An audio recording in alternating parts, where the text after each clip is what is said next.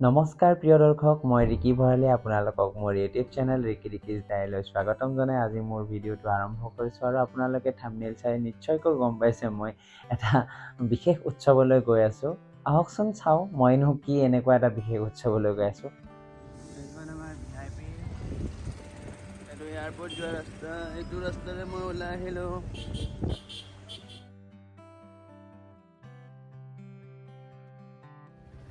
এনেকুৱা ৰাস্তাৰে আমি মাছ মাৰিব গৈ আছোঁ। মাছ কিনিব, চৰি মাছ মাৰিব নহয়, মাছ মাৰিম এদিন দীপৰ বিলত, সেইটো বাৰু বেলেগ কথা।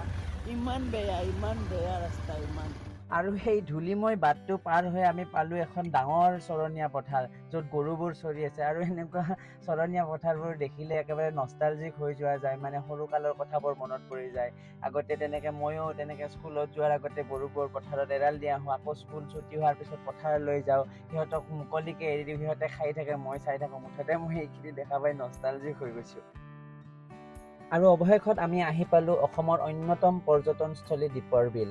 আৰু আপোনালোকে দেখিছে সৌ বগা বগা বিল্ডিংবোৰ, সেইখন এখন যান্ত্ৰিক দুনিয়া। তাৰ পিছফালে লাগি আছে আপোনাৰ এইটো দীপৰ বিলৰ যিটো প্ৰাকৃতিক সৌন্দৰ্য, দুটা বেলেগ মানে যান্ত্ৰিক আৰু প্ৰাকৃতিক দুটা মানে বিপৰীত বস্তুৰ মানে এটা কম্বিনেশ্যন।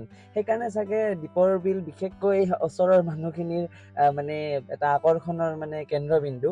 আৰু দীপৰ বিলক জানে মানুহে, ইয়াত পৰিভ্ৰমী চৰাইবোৰ আহে, আলহী চৰাইবোৰ আহে, সেইকাৰণে দীপৰ বিল বিখ্যাত। কিন্তু আজি ইয়াত এটা বিশেষ উৎসৱো চলি আছে, মাছ ধৰা উৎসৱ। গতিকে আহকচোন কি এই মাছ ধৰা উৎসৱ, আমি সেইটোও জানিলোঁ।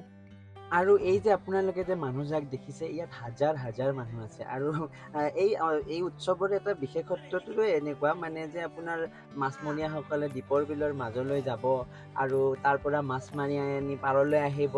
মানে ইয়াত জাক হৈ গ্ৰাহকবিলাকে ৰৈ থাকিব। আৰু এটা কথা দেই, আজি 1 কিলো 2 কিলোৰ মাছে ইয়াত প্ৰথম পৰ্যায়ত পাত্তা নাপায়। ইয়াৰে কোনোবা এজন গ্ৰাহকে কিন্তু আপোনাৰ 1 কুইণ্টলতকৈও মানে বেছি মাছ কিনিব। আৰু অকল নিজৰ কাৰণেই নহয়, মানে আলহী দুলহী আহিলেও দি পঠায় বা তেনেকুৱা। আৰু সেই উৎসৱটো সেইটোৱে কিবা এটা ভাল লগা মানে।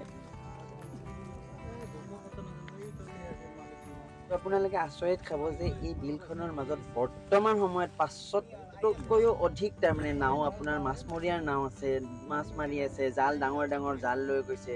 কিন্তু আপোনালোকৰ হয়তো এটা প্ৰশ্ন হ'ব পাৰে, পৰ্যটনস্থলী এটা এনেকৈ মাছমৰীয়াসকলে এনেদৰে মাছ মাৰিব পাৰে কেনেকৈ? কিন্তু চৰকাৰী কি ইছ্যু আছে মই নাজানো। মই জনাত তেওঁলোকৰ এখন মানে সমাজ আছে, মাছমৰীয়া সমাজ, আৰু তেওঁলোকৰ মানে কি 500 টকাকৈ হেৰিও দিব লাগে, খাজনাও দিব লাগে। তেওঁলোকৰ সমাজৰ সেইটো কিবা এটা মাছমৰীয়া, ইয়াত যিকোনো মানুহে কিন্তু ইয়াত সোমাব নোৱাৰে মাছ মাৰিব, মই সেইটো কিন্তু জানো।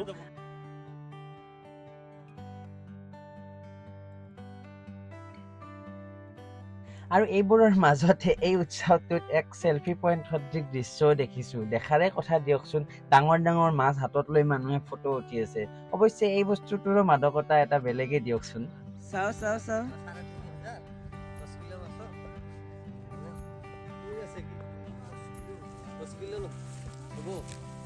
দুটাত 10 কিলো হ'বনে দাদা? হ'ব। মাছ দুটা এবাৰ দেখাই দিয়কচোন। ক'ৰ পৰা আহিছে আপোনালোক? আজাৰা বঙলা।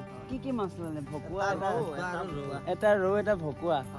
দাদা ইয়াত কেতিয়াৰ পৰা মাছ মাৰে আপোনালোকে জানে?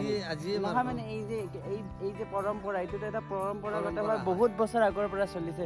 ইয়াত কিবা ফিক্স ডেট আছে নেকি যে এইটো তাৰিখতে মাৰে? বিহুৰ আগত মাৰে, জানুৱাৰীৰ প্ৰথম ৰবিবাৰ। কিন্তু জানুৱাৰীৰ এইটো প্ৰথম নহয়, এইটো দ্বিতীয় ৰবিবাৰ। নাই, যোৱা সপ্তাহ 31 গৈছে নহয়। আচ্ছা। প্ৰথম জানুৱাৰীৰ ৰবিবাৰ। আপোনালোক ইয়াৰে হয়? দাদা মই এইখিনিতে এটা কথা পাহৰিছোঁ। ইয়াত ধৰক যিখিনি মানুহে মাছ মাৰি আছে, এই মানুহখিনিয়ে মাছ ইয়াত দিয়ে বুলি শুনিছোঁ। মানে দিয়ে ন?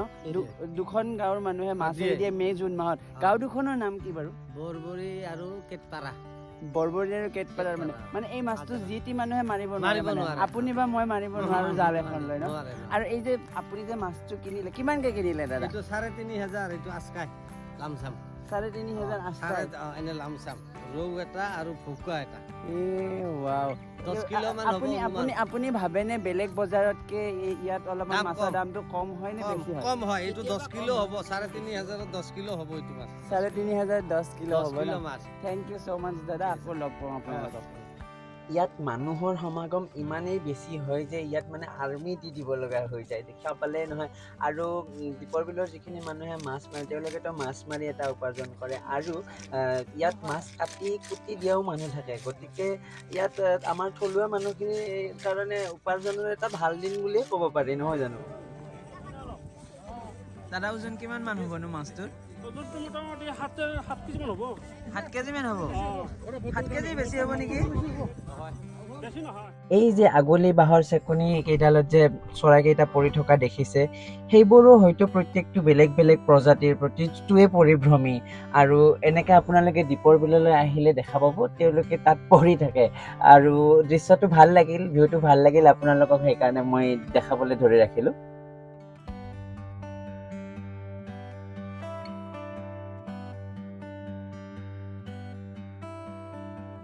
শেষত মাছৰ ইমান ডাঙৰ উৎসৱ এটালৈ আহি যদি মই এটা মাছেই নিকিনো তেতিয়া জানো ভাল লাগিব? সেই 2টা মাছ ময়ো সস্তাতে পাই কিনিলোঁ।